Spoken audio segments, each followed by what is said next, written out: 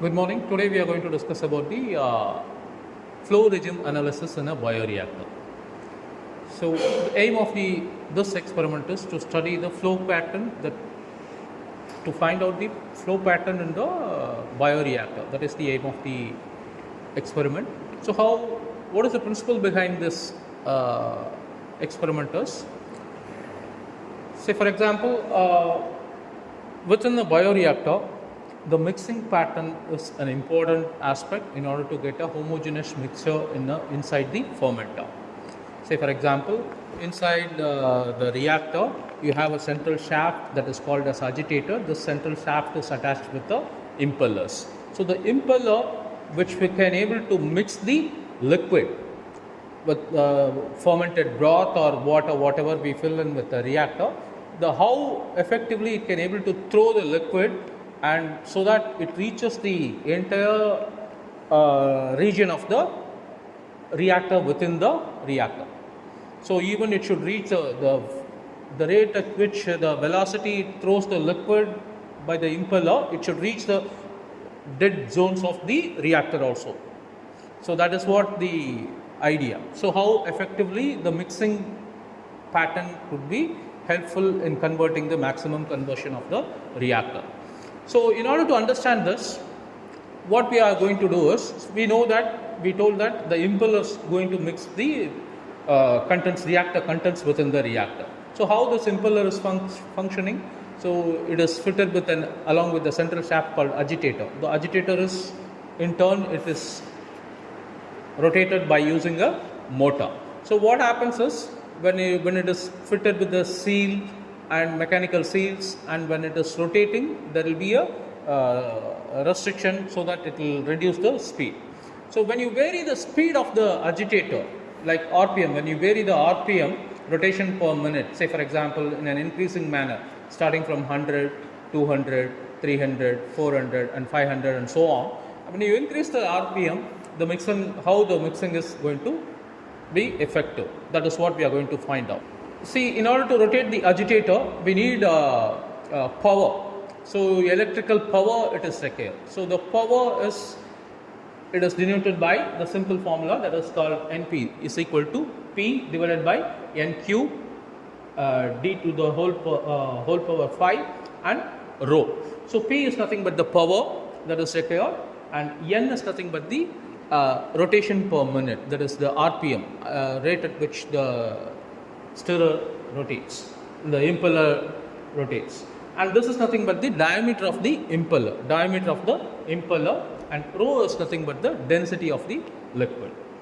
And if you look at it, the power, that is NP, is proportional to the 1 by NRE. That is, NRE is nothing but the Reynolds number. It is a dimensionless number. So we can relate these two. So NRE is equal to NQ di, that is the N is nothing but the rotation per minute, and di is diameter impeller, and rho is the density of the liquid, and mu is the viscosity of the liquid.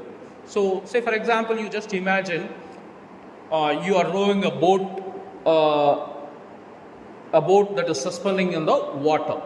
So you can easily row the boat in a water. You just imagine the same thing. You have just filled a lake with a bagasse, that is sugarcane waste. So when you row a boat in that, how difficult to row a boat? The same thing is, this analogy can be helpful, how you can able to make the mixing uniformly. Again, it depends upon the liquid, the fermented broth which we are using it in the real-time industrial reactors. It is going to differ. The viscosity and density of the fermented broth is going to be vary, right? So here, what we are going to do is, we are not going to supply any air in the reactor, and we are going to vary the power starting from 100 to 200, 300, 400, 500, and we are going to vary the speed, stirrer speed, and we are going to measure we have to note down the power that is required, that is P. P can be calculated by using, you need to note down in the reactor, you will be having a volt to measure the power input that is required. You have a voltmeter which can able to measure the volt, and ammeter which can able to measure the I. So when you multiply with the V and I, you will get the P. So that is P. So that this you can able to calculate it, and we should know the diameter of the impeller and the rotation per minute. We are going to vary 100, 200, 300. So when you do it like this, and you are going to note down for each and every variation, you are going to note down the volt and I. So when you note it down, you can able to calculate the pattern. So here, if you look at it, now by varying this, you will calculate for different RPMs, you need to calculate the values for P and NP as well as and REA, Reynolds number, we need to calculate. When you plot the graph, you will get say for example REI.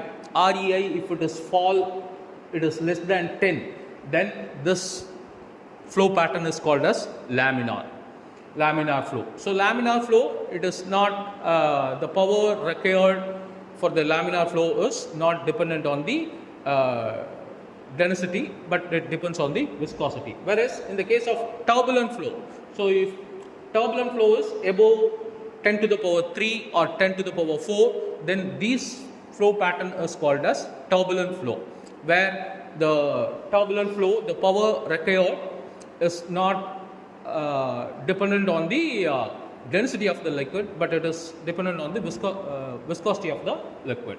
And when it falls between these two range, that is 10 and between 10 to the power 3, then that is called as transition flow regime. So this flow regime, where both density as well as viscosity both will affect the power required. It depends upon the both viscosity as well as density of the liquid. So by plotting this graph, you can able to find out whether the flow pattern is laminar or transition or turbulent flow regime. So this is what our today's experiment is. Thank you.